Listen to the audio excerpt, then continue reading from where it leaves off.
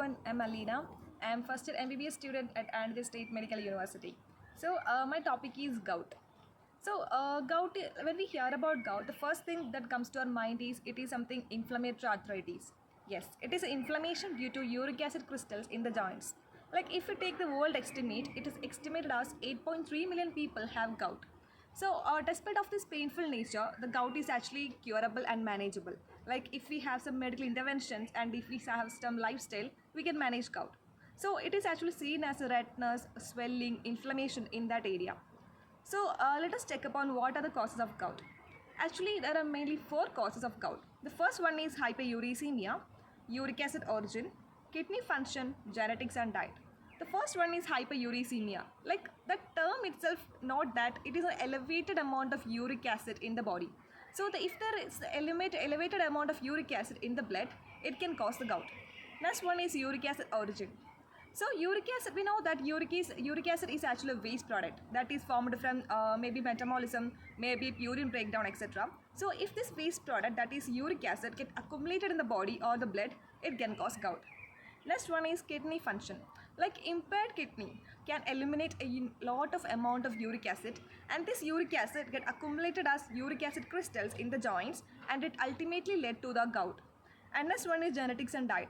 So it is actually a genetical disease also, like it is actually hereditary. So it is genetic predisposition influence susceptibility. And also if we have a habit of consuming the alcohol, or if we have a habit of consuming the red meat, seafood, etc., we can also cause gout. So let us check upon what are the risk factors of gout. The first one is age and gender. So mainly the aged people who are in the age group of 40 to 60 are much more risk of having the gout, and also it is much more common in men. So and next one is diet and lifestyle. So if our lifestyle, that is if we have a habit of consuming alcohol, or if we have a habit of consuming sugary diet, red meat, seafood, etc., we can also cause this gout. And next one is medical condition and medications. Like if we have a habit of if we have a medical condition like obesity, hypertension, kidney diseases, or if we consume medications like diuretics, aspirin also, we can cause gout. So let us check upon what are the symptoms of gout.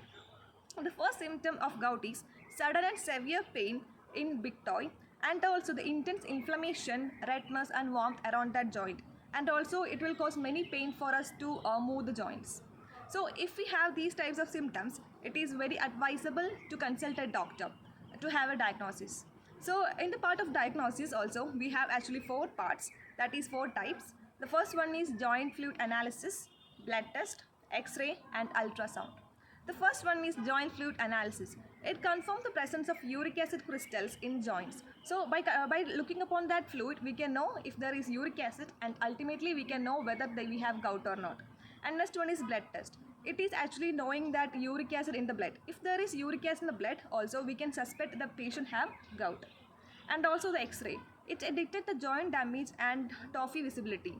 Ultrasound, like ultrasound is much more advanced level of these diagnosis, because we can know if the patient have gout even when the symptoms are not visible. And if we have these types of diagnosis, if we have these after consulting these type of diagnosis, it is important to start the treatment. So in the treatment option, we have actually two types, that is pain and inflammation relief and urate lowering therapies. In the case of pain and inflammation relief, the names like ibuprofen and naproxen, corticosteroids such as prednisone, and also the urate lowering therapies, allopurinol or sebostol to reduce uric acid production, and probicid to help kidney to eliminate uric acid more efficiently. So as we all know, alone these types of treatment or this type of drug cannot cure the gout. So we also have to have some adjustment in our lifestyle. So some of the adjustment that we have to make in our lifestyle is, first one is dietary changes. Like if we are a person of having a lot amount of seafood, red meat, sugary diet, etc., we have to reduce these types of things so that we can reduce the risk of gout. And also if we are a person of consumption of alcohol, like if we are an alcohol addict and all, we also have to reduce that alcohol consumption, thus we can reduce the gout. And also we always be hydrated, like we always have to drink water so that we can reduce the gout. And weight and activity, like we have to add some things to our life, like we have to add an exercise, a habit of doing exercise regularly, and also we have to always have a check up on our weight. So if we are an overweight, it is very difficult for us to walk and all. It can also cause us gout. And also if we doesn't have a habit of doing exercise also, it is very difficult for us, and we can cause gout. Living with gout. Actually, the gout is not that deadly disease or that uncurable disease and all. The gout is actually manageable by doing some adjustment in our lifestyle, by doing some exercises, by reducing consumption of alcohol, by reducing the consumption of seafood, red meat, etc. We can reduce the gout. And if you're a person with the gout, we always have a checkup on our uric acid levels in the body. And also it is very essential to prevent the flares and joint damage. We also always have to look if there is any damage in our joints, if our uric acid level is increasing, etc.